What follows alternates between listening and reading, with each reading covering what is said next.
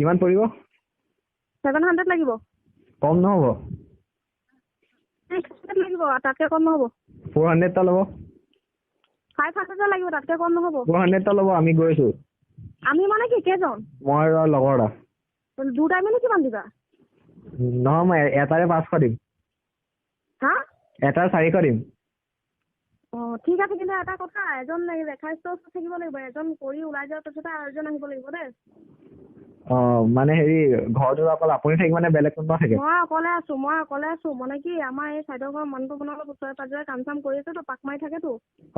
সেইটো কাৰণে এজন মানে কৰি ওলাই যোৱাৰ পাছত আৰু এজন আহি কৰিব লাগিব। তেনেকুৱা হিচাপত আহিবা, একেলগে সোমাব নোৱাৰা। কিবা পুলিচ কেছ হৈ যাব নে? হা, একো নহয়। টেনচন নাই নে? আপোনাৰ ঘৰটো কোন ঘৰত আছিলে পাহৰি গ'ল নে? ক্লাব ৰোডত আকৌ। ক্লাব ৰোডৰ কোন ঘৰত? হা? ক্লাব ৰোডৰ কোন ঘৰত? ক্লাব ৰোড গেছ এজেঞ্চিৰ ওচৰতে ফোন এটা মাৰিলে হ'ব। ঠিক আছে বাৰু। আহক, পেকেট লৈ আহিব দেই। কিমান পেকেট লৈ আনিব লাগিব নি? আপোনাৰ ওচৰত নাই নি? নাই। আপুনি যোগাৰ কৰক, আমাৰ ওচৰত নহ'ব নহয়। মই যোগাৰ কৰিবলৈ উপায় নাই, মই ঘৰৰ পৰা ওলাই যোৱা নাই, চানডে হয় ন, মোৰ ঘৰত নাই, থকাহেঁতেন নকৰোঁ। ঠিক আছে, বিনা পেকেট